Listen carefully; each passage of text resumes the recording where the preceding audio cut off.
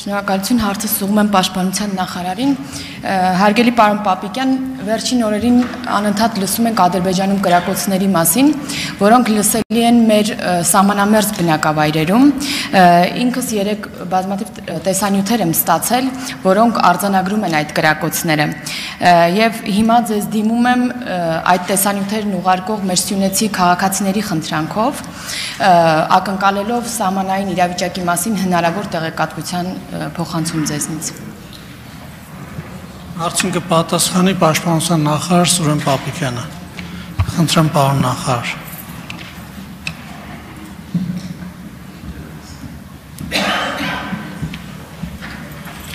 Շնորհակալ եմ Տիկին Հակոբյան հարցի համար։ Ես երեք հետևել եմ լրահոսին, տեղյակ եմ եւ գրառումներից եւ նաեւ տեսանյութերն եմ դիտել։ Եվ նաև դրանով պայմանավորված Պաշտպանության նախարարությունը հանդես եկավ հայտարարությամբ, որ սահմանի երկայնքով լինում են դեպքեր, երբ կան կրակոցներ, սակայն դա Հայաստանի Հանրապետության ուղղությամբ չէ։ Եվ բնականաբար դրանք այն դեպքերն են, որոնք վտանգ չպարունակելով մեր կողմից հայտարարության չեն արժանանում։ Իհարկե, Պաշտպանության նախարարությունը ուշով հետևում է ամենին եւ դրա լուծման ճանապարհը մենք կարծում ենք, որ դիվանագիտական ճանապարհն է եւ մենք հարցի կարգավորումը հենց այդ կերպ ենք պատկերացնում եւ իրականացնում։ Արձագանք։ Շնորհակալություն։ Արթուր Խաչատրյան։ Հարցը ուղղում Նիկոլ Փաշինյանին։ Արցախյան շարժումը դուք չեք սկսել, որ դուք դադարեցնեք։ Շարժումը սկսել է Արցախի ժողովուրդը Արցախն Ադրբեջանին բռնակցելու հաջորդ օրվանից։ Արցախը միջազգային հանրության կողմից ճանաչվել է որպես հակամարտության կողմ դեռևս 92 թվականի մարտ ամսին։ Նրանք իրենց իրավունքները ձեզ չեն փոխանցել։ Այլ հարց է, որ դուք 22 թվականին Պրագայում ճանաչեցիք Ադրբեջանի գերիշխանությունը Արցախի հանրապետության նկատմամբ, ընկրկելով Ադրբեջանի պահանջի արժ։ Եվ ինչ ստացանք։ Ադրբեջանը որևէ բան զիջեց։ Խոսում ենք, մենք զիջեցինք, իրանք զիջեցինք, փոխզիջում եղավ։ Վերջի ադրբեջանական երկու կետերը իրենց պարտադրանքի արդյունքում զիջեցինք։ Ինչ տեղի ունեցավ։ Մենք փորձեցինք 3 ժամ շարունակ Արադ Միրզոյանից գոնե մի զիջում Ադրբեջանի կողմից հիշատակի, որ ինքը հիշատակի, այս հարցն էլ Ադրբեջանն է զիջել։ Դա համար ստեղ խորհրդանում դուք որ պահանջում եք հրաժարվել Արցախից, չհրաժարվողներին կարող եք կոչել ռևանշիստ կամ ադրբեջանական տերմիններով ասած ֆաշիստ, արտահանձնել Ադրբեջանին հենց թեկուզ մեկը ինձ կոչելով ռևանշիստ, մեկը դրանից խաղաղությունը չի մոտենում, եւ հիմա ստեղ օգտվելով հարցից իրավունքից, ուղղակի ասում եմ, նշեք գոնե մի կետ, որը Ադրբեջանը փոխզիջել է մեր բազմաթիվ զիջումներին ի պատասխան։ Հարցին կպատասխանի վարչապետ Նիկոլ Փաշինյանը։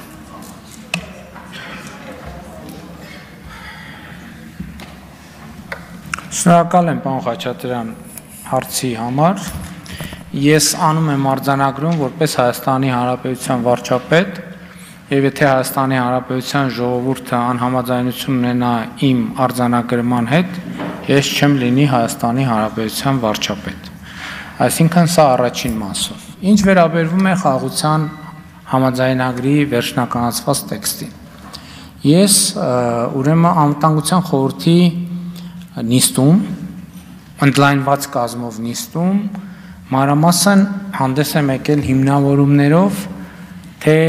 ինչու է ճիշտ կայացնել այդ որոշումը։ Ես նկատի ունեմ խաղաղության համաձայնագրի նախագիծը վերջնականացնելու։ Հետո ես այդ թեմայով նույն ելույթը ընդ որում ուզում եմ արձանագրել, որ անվտանգության խորհրդում ընդլայնված կազմում այս հարցի վերաբերյալ եղել է կոնսենսուս։ Հետո ես նույն հիմնավորումներով հանդես եմ եկել Հայաստանի Հանրապետության կառավարության նիստի մասնակիցների շրջանում, այնտեղ քվեարկության պրոցեդուրա չեն կարել եւ ես ներկայացրել եմ կառավարությանը, հետո ես նույն հիմնավորումներով հանդես եմ եկել Ազգային ժողովի քաղաքացիական պայմանագիր խմբակցության անդամների կազմով քննարկմանը, որտեղ էլի ընդլայնված կազմով, որովհետև կառավարության ներկայացուցիչներ նույնպես հրավիրված են եղել։ Ես ուզում եմ ասել, որ ես նույն հիմնավորումները կարող եմ ունենալ նաև ձեր խմբակցության հետ հանդիպման ընթացքում, եթե դուք այդ հիմնավորումները լսելու ցանկություն ունեք։ Այդ հիմնավորումների մի մասը ըստ էության հրապարակային հնչած են, մյուս մասը չեմ կարծում, թե արժի հրապարակային հնչեցնել, բայց ես ձեր խմբակցության կազմով կարող եմ հնչեցնել ի ապացույցում այն բանի, որ ես ներհայաստանյան գաղտնիք չունեմ։ Ես դա դրա համար եմ ասում, որովհետև եթե դա գաղտնիք է արտաքին լսարանի համար, ներհայաստանյան լսարանի առաջ ես գաղտնիք չունեմ։ Եվ այդ առումով ես արձանագրում եմ, այո, ես ասում եմ իմ դիրքորոշումը որպես Հայաստանի Հանրապետության վարչապետ, որ մենք Ղարաբաղյան շարժում չպետք է շարունակենք։ Կրկնում եմ, ես դա անում եմ որպես Հայաստանի Հանրապետության վարչապետ, եւ եթե Հայաստանի ժողովուրդը համաձայն չլինի իմ այս արձանագրման հետ, որ պահին համաձայն չլինի, ես այդ պահին կդադարեմ լինել Հայաստանի Հանրապետության վարչապետ։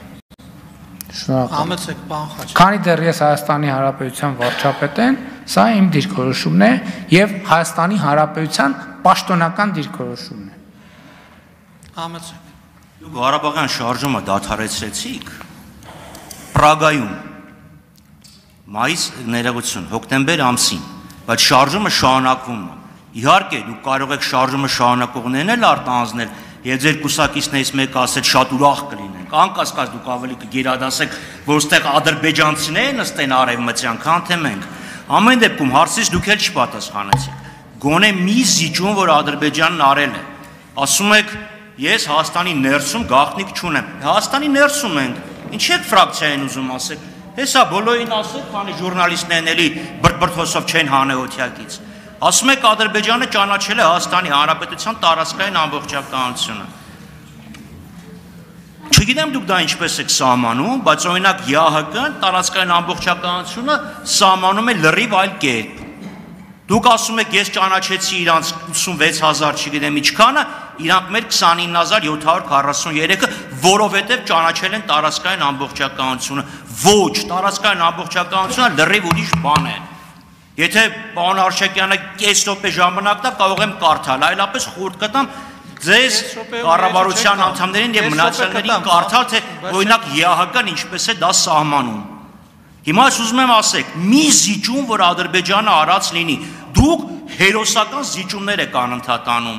Իսկ Ադրբեջանը լավ այդքան տղամարդկություն չունի, ձեր կիրթ եւ կառուցողական գործընկեր Ալիևը մի հատ քաջ զիջում էլ ինքը աներ։ Շնորհակալություն։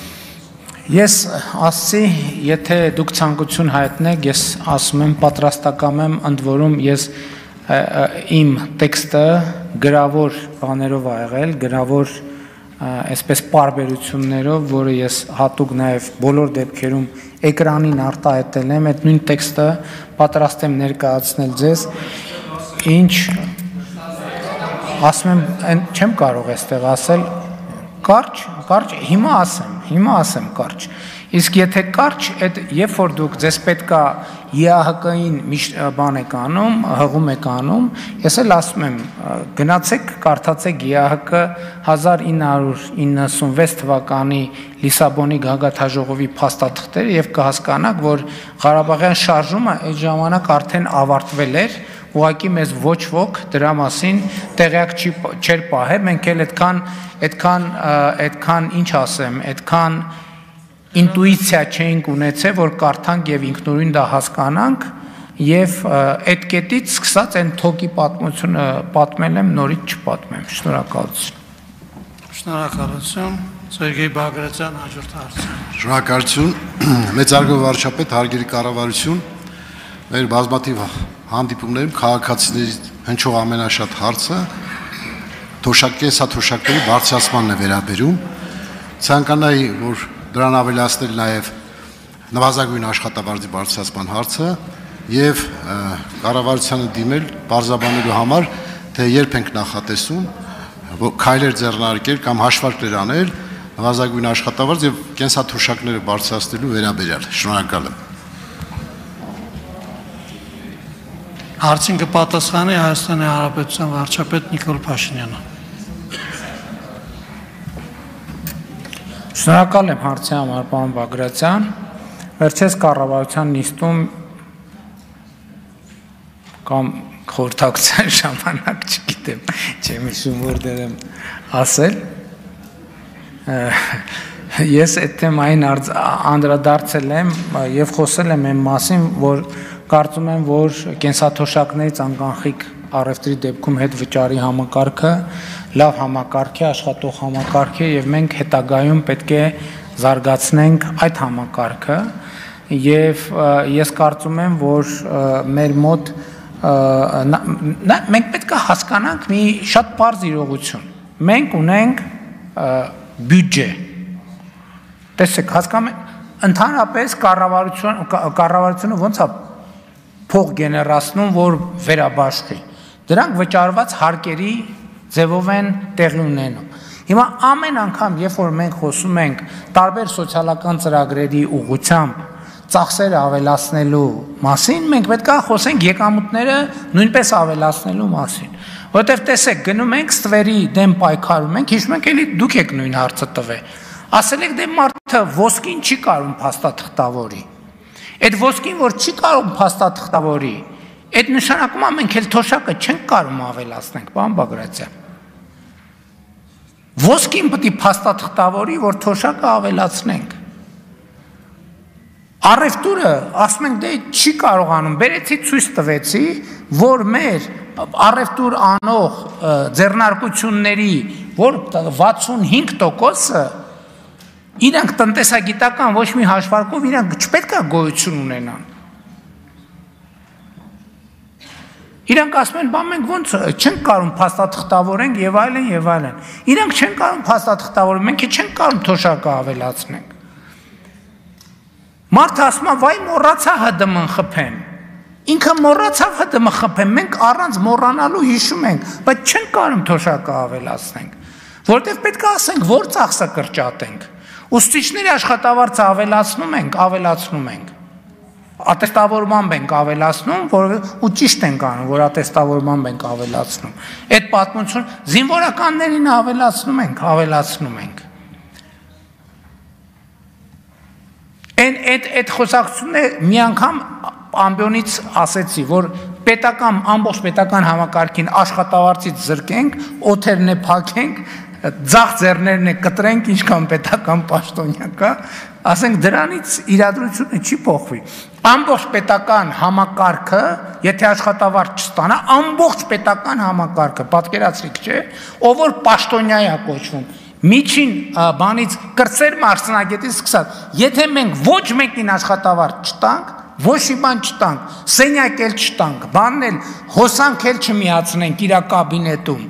պատուհաններ չունենան այդ շենքերը, աթոռն է տակից անենք։ Մենք կարանք մարդկանց թոշակը բարձրացնենք ամիսը 9000 դրամով, ամիսը կարա թվա թե շատ լավ հայկեք անենք, բայց այդ դեպքում ոչ մի թոշակառու թոշակ չի ստանա ուղղակի, որովհետև այդ պաշտոնյաներն են, որ ապահովում են փողի լավ թե վատ հավաքումը պետական բյուջե եւ այդ փողի բաշխումը 500,000 մարդու մեջ, որը մեկը պատկերացնում է, սա ինչ աշխատանք է, փող հավաքել եւ բաշխել 500,000 մարդու մեջ, ընդ որում դժբախտաբար Աստված բոլորին երկար կյանք տա։ Ամեն ամիս այդ թոշակառուների ցանկում տեղի են ունենում փոփոխություններ, մարդիկ ցավոք սրտի մահանում են։ Նոր մարդիկ են հայտնվում թոշակառուների ցանկում, իրանց պետքա թոշակավորել, եթե պաշտոնյան են, որ ձեռը կտրել են, կաթոռն են, տակից անել են, չլինի, այդ մարդը չի կարող թոշակառու, մնալ։ Մահացած մարդը չի կարող ցուցակից դուրս գալ եւ կշարունակի այդ թոշակը ինչ որտեղ գնալ։ Կառաջանա չարաշահում եւ այլն եւ այդպես շարունակ։ Ինչ։ Այդ եմ ասում, նոր մարդը չի կարող թոշակավորվել։ Հետևաբար եւ ընդհանրապես սոցիալական հարցերում շատ կարեւոր մի հարց կա, մենք պետք է մեր երկրի մոդելը հասկանանք, մենք ինչ մոդել ենք ուզում։ Իմ կարծիքով մոդելը հետևյալն է, որ մենք պետք է աշխատենք արդյունավետ, վաստակենք շատ, որպեսզի շատ ծախսելու հնարավորություն ունենանք։ Դրա համար կառավարությունը թիվ 1, թիվ 2, թիվ 3-ը, որ պետք է անի, ինչն է իմ ընկալմամբ։ Պետք է մանկապարտեզ կառուցի, դպրոց կառուցի, բուհ ստեղծի, որպեսզի մարդը մանկապարտեզով, դպրոցով, բուհով անցնելու քոլեջներ ստեղծի, այդ ամեն ինչի արդյունքում ոչ թե մտածի, որ ինքը չի կարում ապրի, այլ ինքը աշխատի, ստեղծի, պետությանը հարկեր վճարի, ինքը իրան աջ գրպանից հանի, ձախ գրպան դնի, որպես այդ բոլոր հարցերը կարողանանք լուծենք։ Այստեղ է մոդելը, եւ սա շատ կարեւոր եւ սկզբունքային հարց է, որովհետեւ էլի մենք հազար ներողություն, այդ բանը, մենք պետք է մի բան հասկանանք, մարդը չունի հաց, ինչ անենք մենք, մարդուն տանք հաց, շատ լանք տվինք հաց, հաջորդ օրը գնացինք տենանք ինչ է այդ մարդու վիճակը, մարդը էլի չունի հաց, ինչ անենք բա, էլի տանք հաց, շատ լավ տվինք հաց, հաջորդ օրը գնանք տենանք ինչ է իրավիճակը,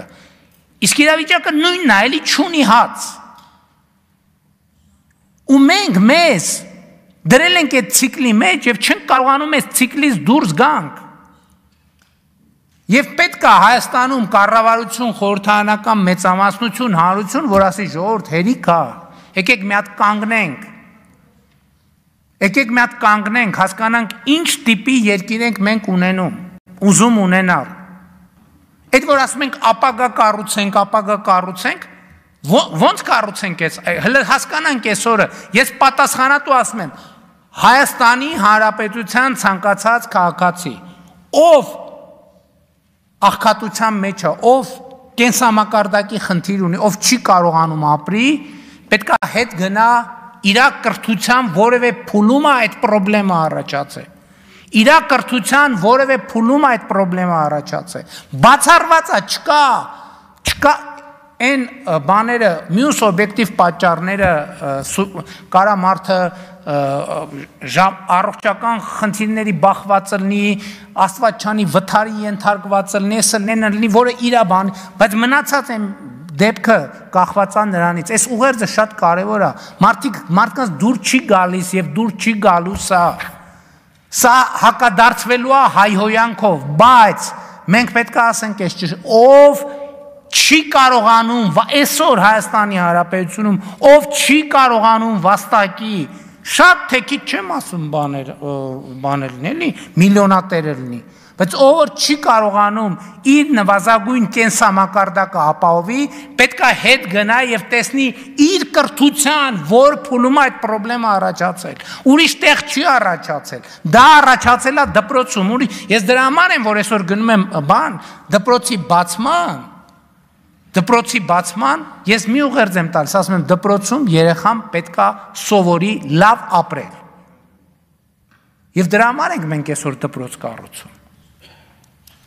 Արձագանք համեցեք։ Շնորհակալություն, պարոն վարչապետ։ Ես մի քիչ այլ կերպ եմ մտածում։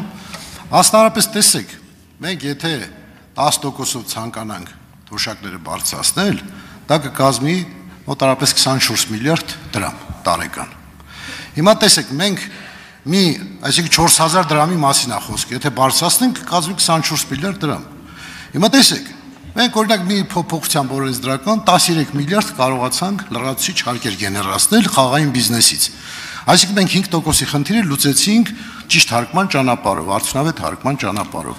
Եվ կան բազմաթիվ նման հնարավորություններ։ Ես կողմ եմ ավելի շատ հարկերի բազան ընդլայնելուն։ Այն ինչ որ ասացի, դուք ասացիք, որ այդ ճանապարհը մի քիչ վտանգավոր է, ռիսկային է։ Այո, մենք պետք է գնանք հարկերի բազան ընդլայնելու, այսինքն գործարաններ կառուցելու ճանապարհով, նոր արտադրատեղեր ստեղծելու հնարավորություն, որ ավելի շատ հարկեր գեներացվեն։ Մենք ավելի շատ հարկեր գեներացնելու շատ լուրջ հնարավորություններ ունենք, որ պետք է օգտվենք։ Այն նույն պարոն Սուքասյանի ասած հնարավորությունը,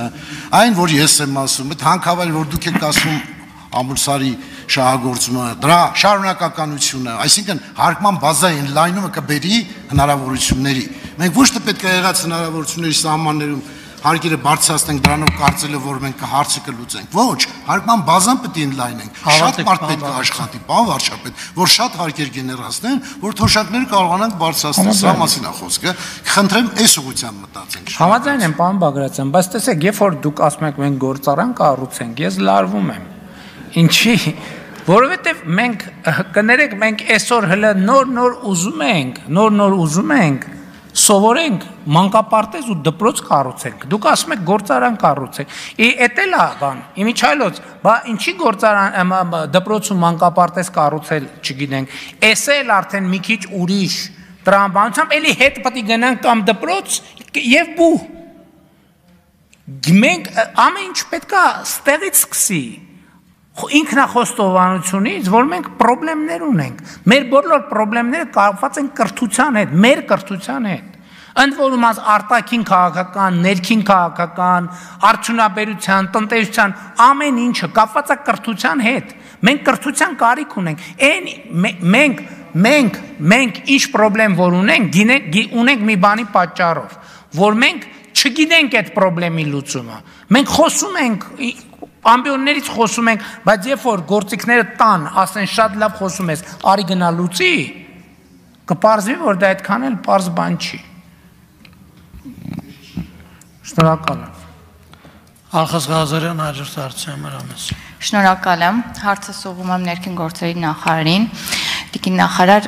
դուք էլ գիտեք, որ երկար ժամանակ է անդադ արձանագրում ենք խնդիրներ անձնագրային ոլորտում, սակայն հիմա մի փոքր բարելավում ունենք, նոր հերթագրման համակարգը կամ շրջիկ ծառայությունները եւ այլն, սակայն ես այսօր կցանկանայի տեղեկացնեք մեզ, թե ինչ փուլում է գտնվում նոր կենսաչափական անձնագրերի ներդրման համակարգը։ Մրցույթ կայացել է թե չէ, հստակ ժամկետներ կան գործարկման, թե ոչ։ Հարցին կպատասխանի ներքին գործերի նախարար Արփինե Սարգսյանը։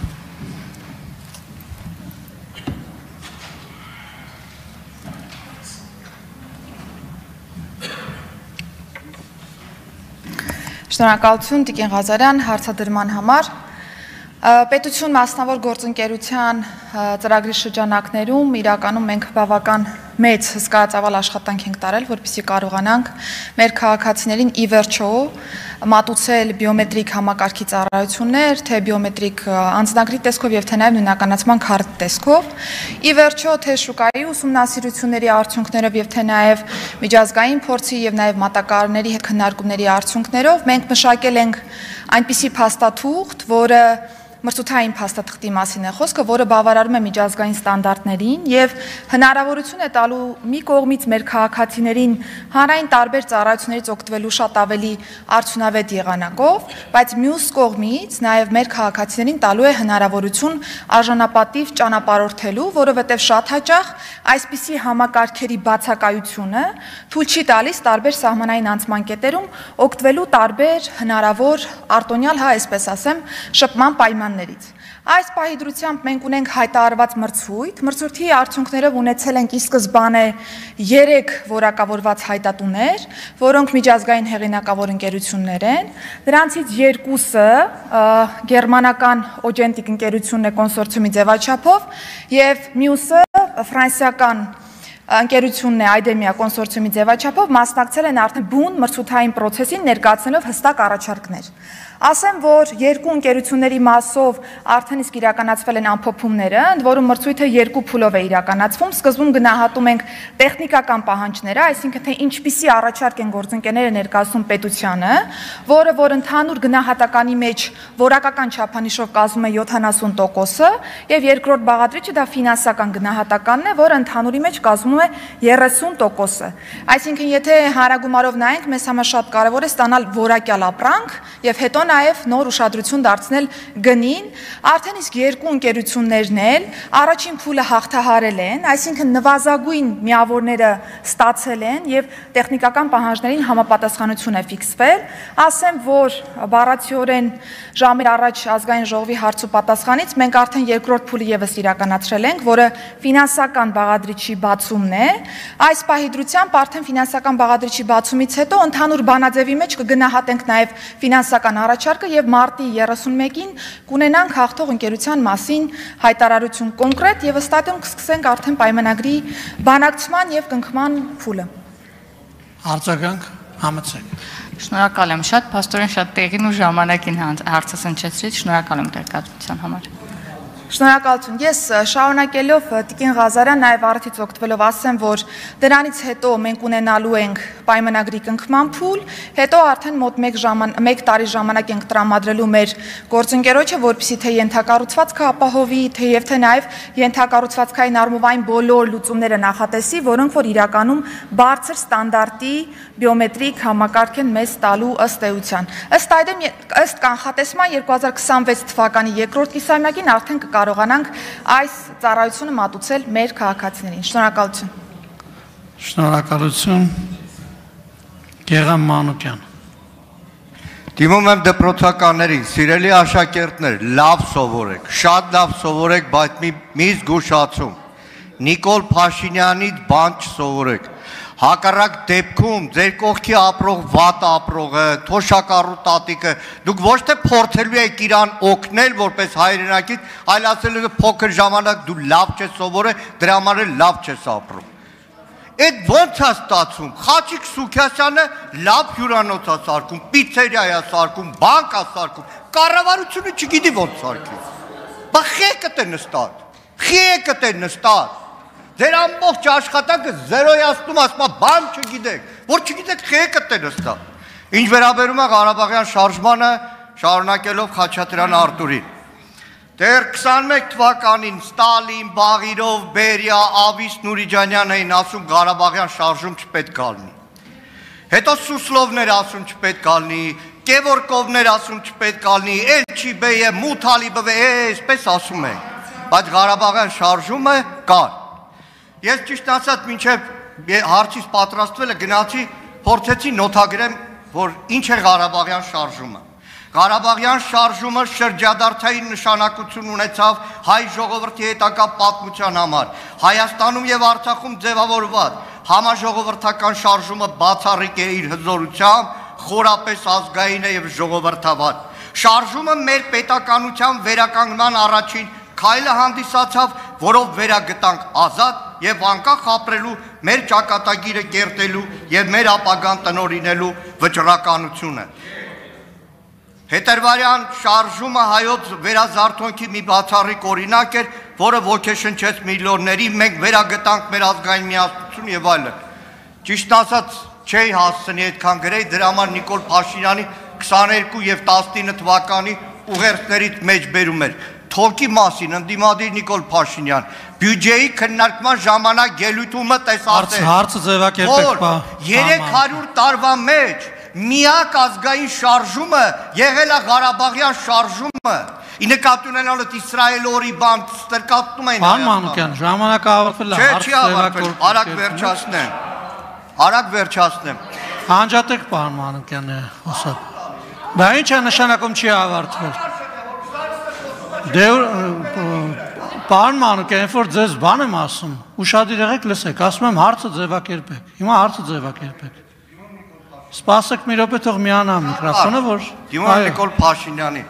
ուրիշներին կրթվելու դաս տալու փոխարեն ինքներդ կրթվեք։ Այն օրը հարցազրույցում Մինսկի խմբի ձևակերպում եք տվել, որ Մինսկի խումբը ձևավորվել է Ադրբեջանում տարածքում կոնֆլիկտի համար։ Գոնե Վիկիպեդիա կարդացեք։ Հարց ունեմ էլի, լավ ինչ հարցամ։ Այնուամենայնիվ կարձագանքի պարոն վարչապետը համեցեք։ Շնորհակալ եմ հարցի համար, պարոն Մանուկյան, եթե դուք ուղերձներն եք իմ մեջ բերում, ես ձեզ ավելի կարևոր բան կասեմ, ես իմ կյանքի առաջին ցույցին մասնակցել եմ 1988 թվականին Ես այդ ժամանակ եղել եմ 7-րդ կամ 8-րդ դասարանում եւ այլն։ Հա ինչ այդ ուղերձները, որ մեջբերում եք, այսինքն ինչի համար եք, բա հենց դրա մասին է խոսքը։ Հենց դրա մասին է խոսքը։ Բա հենց դրա ապացույցն է, որ այդ օրակարգի մեջ ընեն չի, որ մենք վայ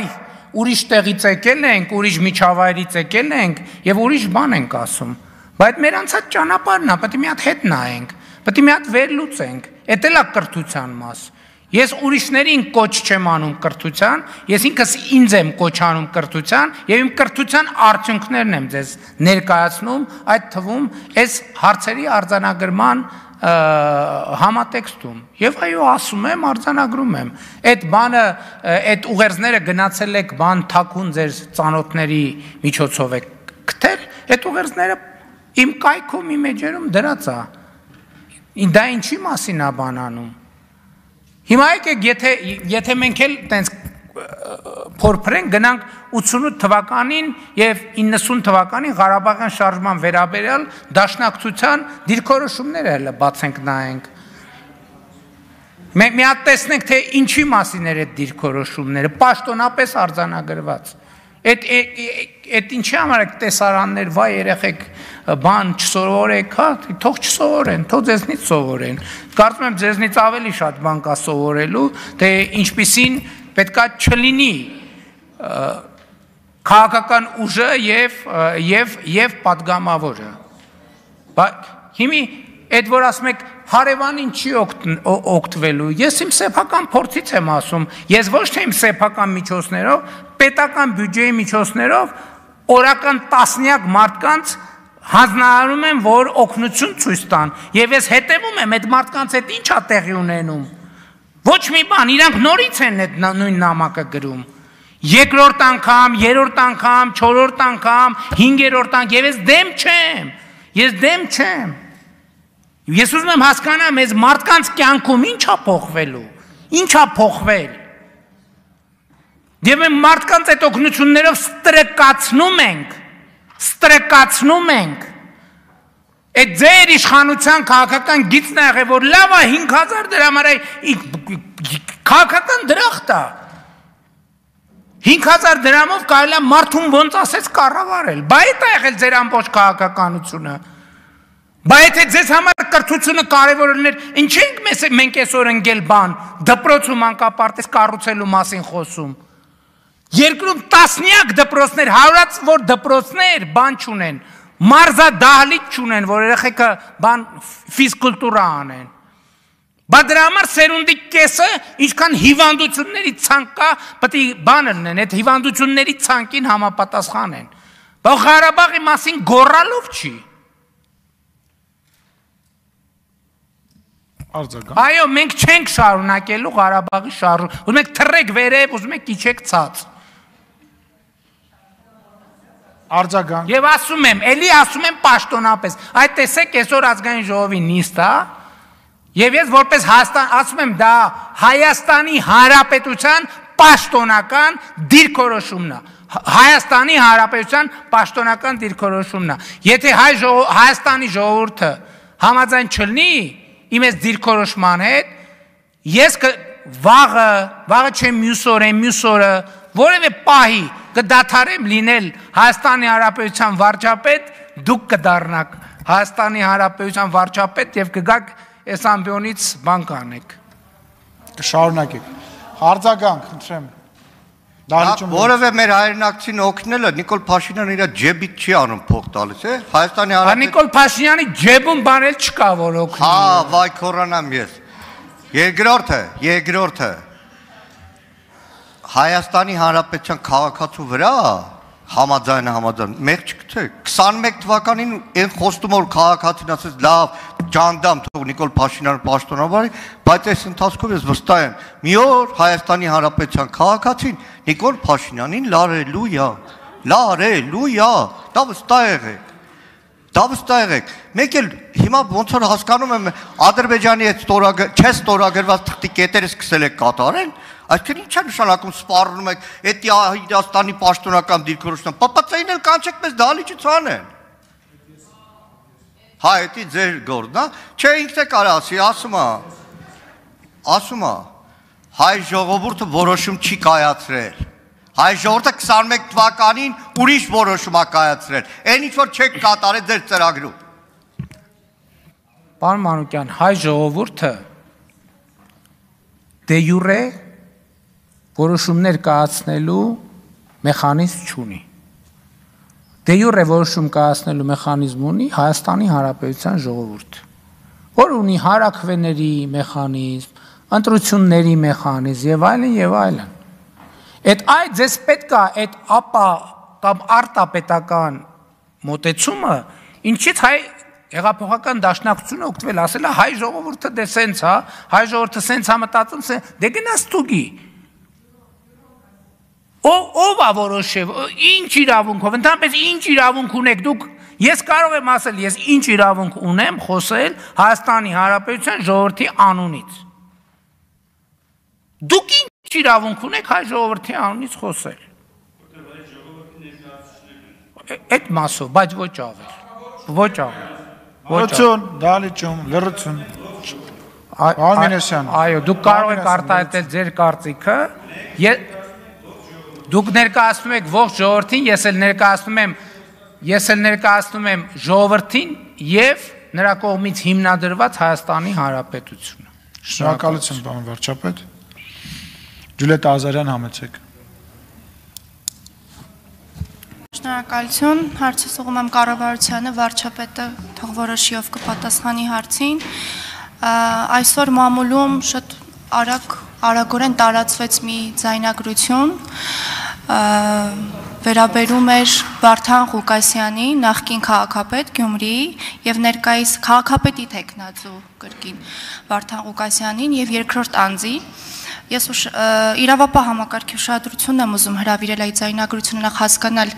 իրական էր թե ոչ, եւ եթե իրական էր, այնտեղ մի կարևոր կտոր կար, որում կարելի է ասել փաստացի գյումրեցիների որոշակի մի խմբի կյանքի եւ առողջությանը վտանգ է սպառնում, որովհետեւ ըստ էության այդ ձայնագրության մեջ եթե ելի եմ ուզում ընդգծել, եթե իրական էր, երկրորդ կտորով, որտեղ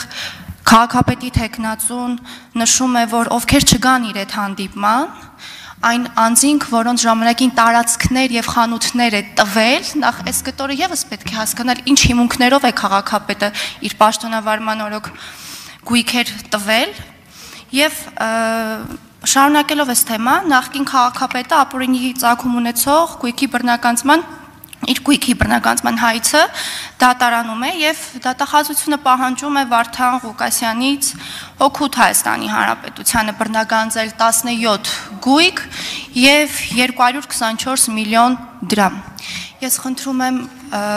պատասխանել ինչ ընթացք կա նշածից վերաբերյալ եւ այս process-ը ինչ փուլում է գտնվում։ Շնորհակալ եմ։ Հարցին կպատասխանի Հայաստանի Հանրապետության վարչապետ Նիկոլ Փաշինյանը, համեցեք պարոն վարչապետ։ Շնորհակալ եմ հարցի համար Տիկին Ազարյան։ Մի մասով հարց վերաբերում է իրավապահներին, թող իրենք զբաղվեն։ Այն մասով, ինչ մասով ես ասելիք կարող եմ ունենալ, ես այդ ասելիքը ասել եմ մարտի 9-ին կարծեմ Գյումրիում, ուրիշ ասելիք չունեմ, մնացած ասելիքը թող ասի գյումրեցին, իմ գործառույթն է, որ ապահովել, որպեսզի Հայաստանի Հանրապետության քաղաքացիները ազատ կամ արտահայտման հնարավորություն ունենան, եւ ես կարող եմ ասել, որ այն, որ դուք ասում եք, որ որևէ դուրս պրծուկ չի կարա Հայաստանի քաղաքացու, Հայաստանի ընտրողի կամքին բռնանա։ Եթե որևէ դուրս պրծուկ փորձի Հայաստանի Հանրապետության քաղաքացու ընտրության կամքին բռնանա, ինքը շատ արագ կհայտնվի, որտեղ ասեմ, ասֆալտին, ամենաարագը տեղը։ Մնացածը թող գյումրեցիները ասեն, ես վստահ եմ, որ եւ գյումրեցիները, ոչ թե վստահ եմ, Ես երաշխավորում եմ, որ եւ գյումրեցիները եւ փարաքարցիները ազատորեն իրենց կամքը արտահայտելու հնարավորություն կունենան, մեր դիրքորոշումն էլ հետեւյալն է, որ ժողովրդի արտահայտած ցանկացած կամք մենք ի գիտություն ենք ընդունելու եւ ժողովրդի ասածը մեզ համար օրենք է, իրանք թող տեսնելով եւ հենվելով փաստերի վրա կայացնեն իրանց որոշումը, ոչ թե մեր։ Արձագանք։ Շնորհակալ եմ։ Շնորհակալություն, պարոն վարչապետ, հաջորդ հարցի համար Աննա Գրիգորյան, համեցեք։ Խաղաղության պայմանագիր կոչվող փաստաթուղթը, որը հողի վրա որևէ կերպ խաղաղություն չի բերելու, այսօր հայտարարվեց, որ Նիկոլ Փաշինյանը հայտարարեց, որ քննարկվել է կառավարությունում ԿՊ խմբակցության հետ անվտանգության խորհրդում։ Ցավոք եւ ողբերգությունն այն է, որ ձեր կայացրած որոշումները միայն այդքանիտ վրա չի, որ տարածվում է։ Ձեր կայացրած որոշումների հետևանքը կրում է ամբողջ հայ ժողովուրդը։ Եվ ես ուզում եմ ձեզ հիշեցնել ձեր իսկ խոսքերը, որ երկրում իրական իշխանությունը ժողովուրդն է, դուք ընդհանրապես տեղապահն եք։ Եվ որպես տեղապահ չեք կարող ստորագրել մի պայմանագիր, որի մասին իրական իշխանությունը, այսինքն ժողովուրդը տեղյակ չէ։ Այսինքն դուք որպես ով եք պատրաստվում ստորագրել այդ փաստաթուղթը։ Դուք նման լիազորություն չունեք։ Հաջորդ հարցը։ Ցանկացած բանակցություն ենթադրում են փոխզիջումներ։ Այս հարցը մենք շատ անգամներ ենք հնչեցրել, երբեք չենք ստացել սրա պատասխանը։ Վերջերս հարցազրույցի ժամանակ դուք ասում եք, լավ է ինչա զիջել, որ Հայաստանի Հանրապետությունը, թող ասեն ինչա զիջել Հայաստանի Հանրապետությունը։ Չեմ սխալվում, չէ՞, նման հարցադրում էիք հնչեցնում։ Հիմա ես ընդհանրապես մի քանիսը թվարկեմ, որից հետո ես կակնկալեմ, որ գոնե մեկ զիջում ադրբեջանական կողմից կասեք։ Առաջինը 2020 թվականի նոյեմբերի 9-ից հետո, դեկտեմբերի 17-ին ձեր իսկ հրամանով Վաղարշակ Հարությունյանի կողմից ստորագրվում է մի փաստաթուղթ, որը մինչև այսօր նույնիսկ համարվում է պետական գաղտնիք սեփական ժողովրդից, որովհետև մնացած բոլորը գիտեն դրա մասին, չի հրապարակվել մինչև այսօր։ Այդ փաստաթղթով զորքերը մինչև 20 կիլոմետր հետ են քաշվել, որի արդյունքում մենք լրջագույն անվտանգային խնդիրներ ենք ունեցել, հատկապես հենց Սյունիքի այդ սահմանի երկայնքով։ Հանձնվել է Գորիս-Կապան ճանապարհը։ Հիշում եք, այդ ժամանակ ադրբեջանցիները նույնիսկ GPS-ով գալիս էին, ասում էին մեր հենակետը այստեղ պետք է լինի, ու կանգնում էին, ու դիմացից որևէ մեկը չկար, որ արձագանքեր։ Զիջվել է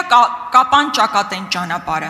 Տավուշում առանց սահմանազատման բուն գործընթացը սկսելու եւ կանոնակարգի հաստատման զիջվել են տարածքներ, որոնք անցել են ադրբեջանական վերահսկողության ներքո եւ դրա փոխարեն գոնե 1 քառակուսի կիլոմետր Հայաստանի Հանրապետության սուվերեն տարածքներ չի դեօկուպացվել։ Բանակցությունների ընթացքում իմիջիայլոց կար առաջարկ, որպես մարտով կարդացել է այդ թուղթը, կար առաջարկ վեճերի լուծման համար մեխանիզմ ստեղծելու։ Ադրբեջանը հրաժարվել է եւ հետեւաբար դա դուրս է մղվել բանակցային շտաբից։ Ես ավարտեմ, քանի որ շատերը շատ խոսեցին, կարծում եմ մի կես րոպեն չի խանգարել։ Արցախը ճանաչեցիք Ադրբեջանի կազմում, ասելով, որ կստանաք Հայաստանի Հանրապետության տարածքային ամբողջականության մասին երաշխիքներ։ Մինչև այսօր չեք ստացել։ Ավելին, Արցախի ժողովրդի իրավունքների մասին եք խոսում, նույնիսկ 2022 թվականից հետո։ Այսօր Արցախի ժողովրդի վերադարձի իրավունքի, գույքային իրավունքի, որևէ իրավունքի մասին որևէ քննարկում չկա։ Զիջում չի սա։ Իհարկե զիջում։ Մինսկի խումբը, երրորդ ուժի ներկայացուցիչների տեղակայումը, միջազգային ացիաները, ինչպես ասում են, վապրոս նա միլիոն, ինչ է զիջել Ադրբեջանը։ Շնորհակալություն։ Շնորհակալ եմ հարցի համար, Տիկին Գրիգորյան, ուղղակի խնդիրը հետևյալն է, եւ սա չեմ ասում անձնային մակարդակում, այլ ավելի ընդհանրական մակարդակում եմ ասում, որ երբ որ մենք մի բանի մասին խոսում ենք, պետք է վստահ լինենք, որ գիտենք ինչի մասին ենք խոսում։ Տեսեք, դուք այն ինչ որ տեսեք ինչ ասացիք նոյեմբերից հետո իմ հրամանով ինչ որ մի փաստաթղթով, որը չի հրապարակվել, չնայած հրապարակվել է ինտերնետում եւ ես շատ լավ Ինչա տեղի ունեցել, զորքերը կանգնել են Հայաստանի Հանրապետության ինքնիշխան սահմանի վրա։ Դուք ասացիք, որ անվտանգային խնդիրներ ենք առաջացրել, լրջագույն խնդիրների առաջ ենք կանգնել։ Այդ են եզակի հատվածներից է, որ 2020 թվականի նոյեմբերի 9-ից էսկոմ հրադադարի ռեժիմի խախտման մի հատ դեպք չի եղել։ Մի հատ դեպք է եղել, այս վերջին հայտնի դեպքը, որտեղ էլի շատ բան իրավիճակ էր։ Մեծ հաշվով ոչ մի հրադադարի ռեժիմի խախտման դեպք չի եղել։ Այդ որոշման արդյունքում այսօր Երևան կապան օթանավը թռնում է եւ վերադառնում է։ Այսինքն ես ինչի համար եմ այս օրինակը բերում։ Ասելու համար, թե ինչ նկատի ունեմ, ասելով եւ որ երբ որ մի բանի մասին խոսում ենք, պետք է համոզված լինենք կամ առնվազն հոգ տանենք համոզվելու, որ հասկանում ենք, թե ինչի մասին ենք խոսում։ Որովհետեւ ձեր ասած գործողությունները չանելն է, որ բերելու էր անվտանգային մի այնպիսի հետևանքների, որի մասին խոսելու առիթները չգիտեմ որտեղ են լինելու։ Այդ որոշումները, որ կայացվել են ճիշտ, կայացվել են հիմնավոր եւ կայացվել են ապահովելու համար անվտանգությունը եւ ծառայել են իրենց նպատակին, այս է ամենակարևորը, ծառայել են իրենց նպատակին։ Այդ հատվածում, որտեղ դուք ասում եք, հրադադարի ռեժիմի խախտման մի դեպք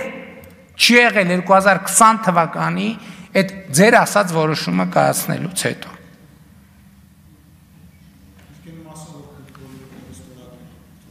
Ինչ? Հա։ Դե դա գիտեք, հիմա ես բան չեմ անելու, էլի կներեք, էդ էլ հասարակագիտության 7-րդ դասարանի դասագրքի դասա, այդ դասը ես չեմ կարծում, թե պետք է հիմա բան անեմ։ Տամ այդ դասը։ Հայաստանի Հանրապետության վարչապետը ունի լիազորություններ, Հայաստանի Հանրապետության արտաքին քաղաքականությունը որոշում եւ իրականացնում է կառավարությունը, այդ ստորագրած թուղթը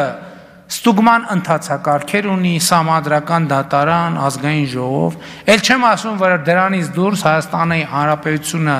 ժողովրդավարական պետություն է եւ ժողովրդի իր կամքը ցույց դնելու եւ իր կամքը քաղաքական իրողություն դարձնելու հնարավորություն ունի։ Այդ բանի տեսական օթից վերցրած, տենց ինչ որ պաթոսով, բան ինչ, իսկ թվում է նիստից առաջ դոպինգ եք խմում, ինչ եք անում, որ գաք ստեղ տենց ինչ որ ցնցվելով, բանանելով, տենց ինչ որ բանի պաթոսի այդ օվերդոզից, այսինքն ինչ։ Ձեզ թվում է թե այդ պաթոսից ձեր ասացի, այսինքն մերկությունը թաքցնելու եք։ Եթե թվում է, սխալ է թվում։ Ձեզ համար շատ նորություն կլինի, որ այս երկրում, եթե մի մարդ կա,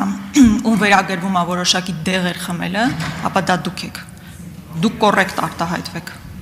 Միակ բանը, որ կարողանում ենք խմել, այստեղ ջուրն է։ Հաջորդը։ Եթե ձեր իշխանության 7-րդ տարում դուք նոր սկսել եք կրթվել, դա դեռ չի նշանակում, որ դուք կարող եք մեղադրել ինձ կամ մի ամբողջ ժողովրդի, որ դեմ է, որ դուք գնաք ստորագրեք մի փաստաթուղթ, որի մասին որևէ մեկը տեղյակ չի։ Կրկնում եմ, ինչպես դուք եք ասել, դուք ընդհանրապես տեղապահն եք։ Հայտնեք իրական իշխանությանը, ինչ է տեղի ունեցել։ Հիմա ես ուզում եմ մեզ լսող քաղաքացիներին հետևյալն ասել։ Ես իհարկե կարող եմ շարունակել խոսել նրա մասին, թե ինչ զիջումներ եք դուք իրականացնել, ու դուք ինքներդ շատ լավ գիտեք, որ այդ ցանկն անվերջ է։ Դուք շատ լավ գիտեք, թե նոյեմբերի 9-ից հետո դեկտեմբերի 17-ի հրամանը ինչպես է ձևավորվել։ Ես պետքա ձեզ հիշեցնեմ արդյոք, որ այդ նույն հատվածը, որ ասում եք շատ անվտանգ է, իրականում անվտանգ չի եղել։ Ներքին հանդում առաջ խաղացում է եղել, կրակոցներ ա եղել, նոր տարածքների գրավում ա եղել, սև լճում։ Ես հիշեցնեմ են ողբերգական ու ամոթալի տեսարանները, երբ որ ադրբեջանցիները գալիս էին ու իրենց ընդհանրապես հովիվներ դիմավորում կամ ձեռնամարտի էին բռնվում մեր զինվորների հետ։ Այդ ամեն ինչը մոռացել եք։ Շատ հեռու անցյալում չի եղել, դա այդ ամեն ինչը իրականություն է եղել։ Եվ փաստացի չկարողացաք գոնե մի կետ ասել, որ Ադրբեջանը զիջում է։ Ու ամբողջ ողբերգությունը նա է, որ դուք ընդհանրապես խաղաղության մասին չեք մտածում։ Բացառապես թղթի մասին եք մտածում, որի վրա միգուցե խաղաղություն բառը կլինի, բայց ընդհանրապես վերարտադրման իրական նշանակություն կունենա։ Տիկին Գրիգորյան, դեղ խմելու մեջ ամոթ բան չկա։ Այսօր առավոտից գլուխս ցավում էր, դեղ եմ խմել։ Ճիշտն ասած իմ էլա ցավում, ուզեի նորից խմեի։ Առիթ էր լավ, լեգիտիմացրիք։ Տեղապահը չի նստում տեղը, ասի կարևորը տեղս նստեմ, այս ժամանակը գլորեմ, տենամ ինչ արնում։ Այդ ժամանակը պետք է իմաստավորված օգտագործվի։ Եվ ես կարծում եմ, որ այդ ժամանակը իմաստավորված օգտագործում եմ, այդ թվում այդ բանից, դե գիտեք ինչ, այդ մենակ ձեր խմբակցությունում է եւ ձեր քաղաքական ուժում է, որ բոլորը ծայրահեղ կրթված են ու դե դուք բան եք տենց այդ ինչ վունդերկինդների խմբակցությունն եք, ձեզ դուք կարիք չունեք կրթվելու, դուք տենց էլ մնացեք այդ նույն կետի վրա։ Ինչ վերաբերում է պայմանագրի բովանդակությունը, ասում եք մարդիկ չգիտեն, չկա տենց կետ, որի մասին մարդիկ չգիտեն։ Այդ սուտ fake տեղեկատվությունը։ Բոլոր կետերի մասին մարդիկ, բա որ չգիտեք կետերի մասին, ինչ գիտեք, որ բան ենք, դա հայցեր ենք հետ վերցնելու։ Ինչ գիտեք։ Բա ինչ եմ հայտարարել։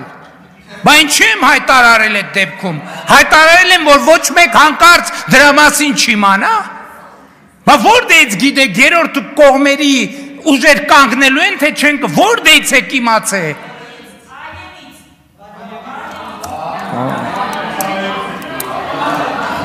Դահլիճում լռություն,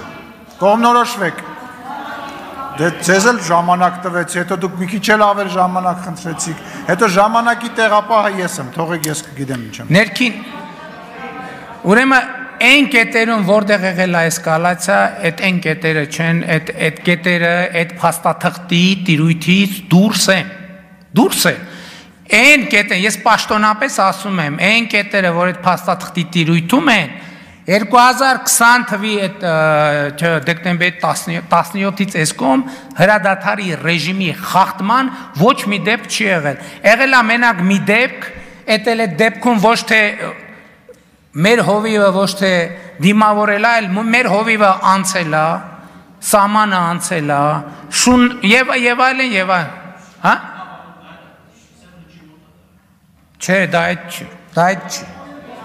Ինչ վերաբերվում է ձեռնամարտին հովիվներին դիմավորելու, այդ հովիվներին դիմավորելու եւ ձեռնամարտի մասով մի շարք, այդ թվում բարձրաստիճան եւ նման դրվագներով բարձրաստիճան զինվորականներ քրեական գործերով անցնում են, դուք օրը մի քանի անգամ իրաց մասին խոսելիս ասում եք հերոսները։ Բա իրանց ինչի չեք ասում, այդ ինչ վիճակ էր այդ տարածքում, որ մի հատ էլ բանը հովիվները պետք է դիմավորեին։ Բա դուք ինչով եք զբաղված։ Բա դեր գործի անուն ի՞նչ է։ Բա ինչի եք իրաց դարձնում քաղաքական հալածյալներ։ Ինչի չեք բան անում։ Բա այդ մեզ հələ առաջարկում եք գնդակահարել, այդ հասկացանք։ Բա իրանց ինչի չեք առաջարկում գնդակահարել։ Ինչի չեք, այդ դասալիքներին ինչի չեք առաջարկում գնդակահարել։ Այդ վախկոտ փախածներին ինչի չեք առաջարկում գնդակահարել։ Ձեր հրահանգով էին փախնում, որ Հայաստանում բան անեիք, քաղաքական պրոցեսներ հրահրեք, բա ինչի եք քաղաքական բանտարկյալներ կամ իրանց քաղաքական հալածյալներ համարում։ Լռություն դահլիճում, պարոն Մանուկյան, տեղից չենք խոսում։ Տեղից չենք խոսում։ Տեղից չենք խոսում։ Պարոն Օհանյան, տեղից չենք խոսում։ Պարոն Օհանյան, դադարեցրեք։ Լիլիթ Ստեփանյան։ Շնորհակալ եմ կառավարության հարգելի գործընկերներ, հարցը ուղղում եմ Հայաստանի Հանրապետության վարչապետ պարոն Նիկոլ Փաշինյանին, չգիտեմ, գուցե լավ եղավ, որ ես հարցս պետք է ձեզ ուղղեմ Տիկին Գրիգորյանի հարցից հետո, պարոն վարչապետ, անշուշտ խիստ կարևոր են Հայաստանի Հանրապետության ներքին եւ արտաքին քաղաքականությանը վերաբերող ցանկացած քննարկում, որոշում, պայմանագրի նախագիծ կամ արդեն վավերացված պայմանագիր, բայց այս օրերում եւ ընդհանրապես տարածաշրջանում եւ աշխարհակաղակական պրոցեսների համատեքստում դրանցից երկուսը խիստ առանցքային են, եթե չասենք ելակետային, հատկապես Հայաստանի Հանրապետության համար։ Այսօր խաղաղության համաձայնագրի կամ պայմանագրի վերաբերյալ բազմաթիվ հարցեր հնչեցին, սա գուցե նույնիսկ լավ է, այսինքն հանրության յուրաքանչյուր ներկայացուցիչ հետաքրքրված է խաղաղության պայմանայնիվ, եւ այս հարցում կուզեի ձեր, մեր եւ մեր նիստին հետևող քաղաքացիների ուշադրությունը գրավել, հատկապես ընդդիմության կողմից տարածվող մի թեզի շուրջ, որ ասում են, թե այս պայմանագիրը հերթական կապիտուլյացիան է, ընդհանրական գնահատական են տալիս, որ սա մի հրաշալի փաստաթուղթ է ի օգուտ Ադրբեջանի եւ մի խայտառակ փաստաթուղթ է ի վնաս Հայաստանի Հանրապետության։ Եթե մենք դիմում ենք պարզ տրամաբանությանը, ապա ըստ երևույթին պետք է որ Ադրբեջանը շահագրգռված լիներ 1 րոպե շուտ ստորագրեր այս փաստաթուղթը, այնինչ իրականությունը դրանից մի քիչ տարբերվում է։ Իդեպ մեր ընդդիմադիր գործընկերները այս թեզը տարածելուց անմիջապես հետո չեն մոռանում ասել, որ փաստաթղթի վերջնական բովանդակությանը ծանոթ չեն, բայց չեն ալարում եւ այնուամենայնիվ իրենց քաղաքական դիվիդենտներ հավաքելու process-ին համահունչ ինչ որ թեզեր են շարունակում եւ երկրորդ թեզը, որին կուզեի անդրադառնալ, պարոն վարչապետ, դա միջազգային ատյաններից հայցերի հետ քաշումն է, այս ամբողջ աղմուկի մեջ հանրությունը լսում է հետեւյալ միտքը, որ Ադրբեջանը չունի միջազգային ատյաններում հայտեր, այլ միայն Հայաստանը ուներ եւ դա զիջում է միակողմանի եւ մենք հետ ենք քաշում։ Պարոն վարչապետ, կցանկանայի ձեր գնահատականը այնուամենայնիվ տակ, հուսով եմ այսօր այս հարցը կլինի վերջինը, երկարաժամկետում ինչ է շահում Հայաստանի Հանրապետությունը խաղաղության պայմանագրի ստորագրման դեպքում եւ ինչ է կորցնում։ Արդյոք պատասխանի Հայաստանի Հանրապետության վարչապետ Նիկոլ Փաշինյանը, համեցեք պարոն վարչապետ։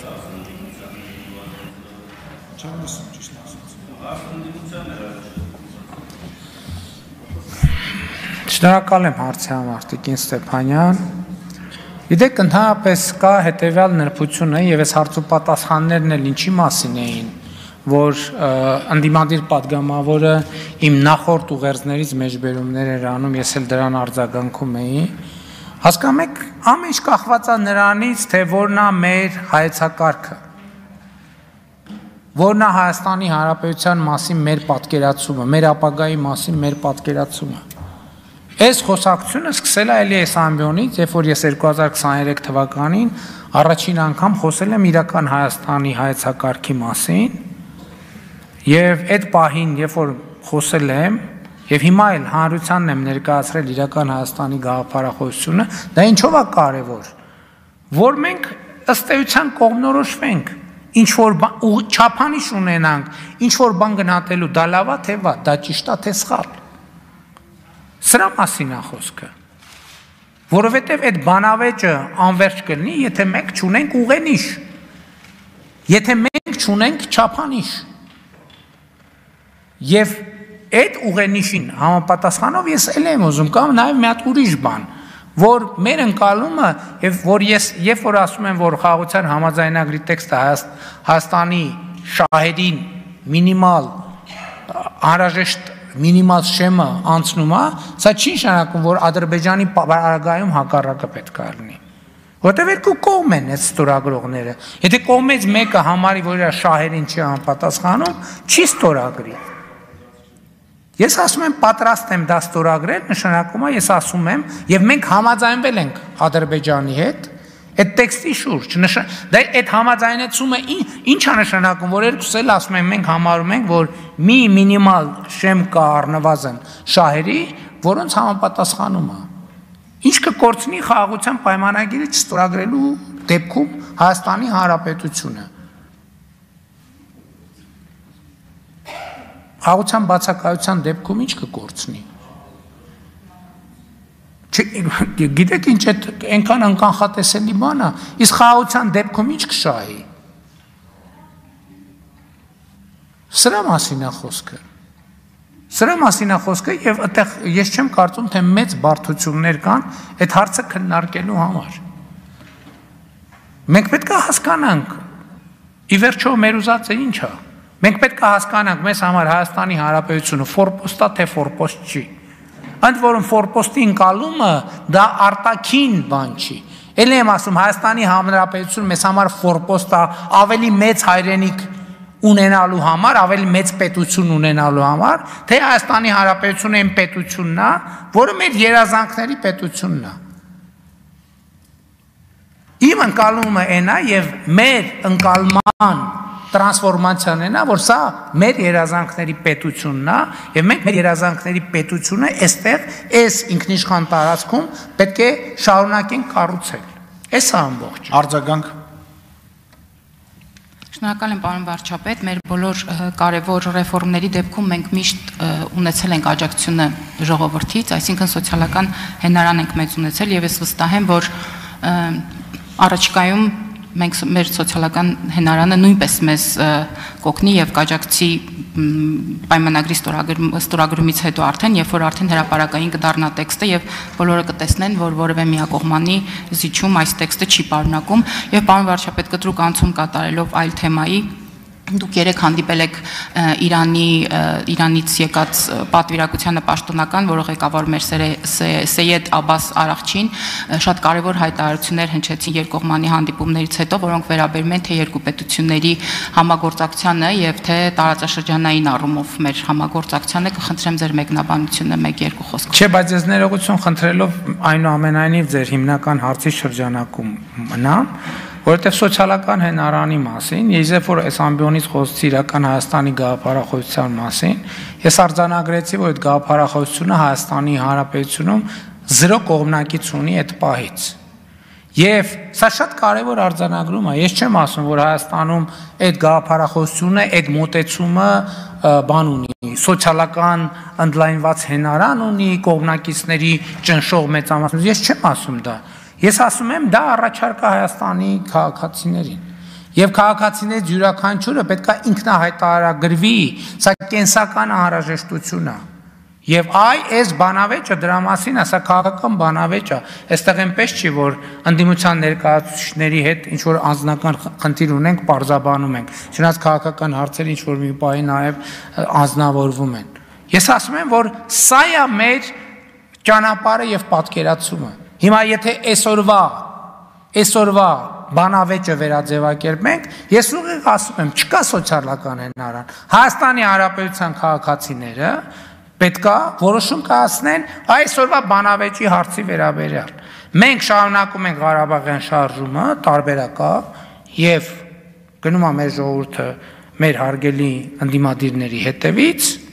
կամ ընդդիմադիրների առաջնորդությամբ, կամ մենք գնում ենք իրական Հայաստանի գաղափարախոսությամբ, խաղաղության պայմանագիր ենք ստեղծում, կենտրոնանում ենք մեր երազանքների պետությունը, մեր երազանքների պետություն դարձնելու բանի վրա, գործի վրա։ Ընտրությունը, խորհրդանական ընտրությունը տեղի ունենալու 2026 թվականին, հունիսին, ըստ ամենայնի։ Բայց այսօր է այդ ընտրությունը։ Այսօրվանից ամեն քաղաքացի համար այդ ընտրությունը պետք է կայացնի։ Եվ Հայաստանի կառավարությունը այս պարզա չէ, երբեք ոչ մի միջոց չի ձեռնարկելու, որ վայ ոնց անենք, որ քվյաթերթիկում ես մի քվյատուփի մեջ ընտրությունն է, ոնց անենք, փոխենք, դարձնենք։ Մենք չենք անելու դա, չենք արել, չենք են անելու։ Սա մի կողմից լավ է քաղաքացու համար, որովհետև իր ձայնը արտահայտվելու է։ Մյուս կողմից էլ սա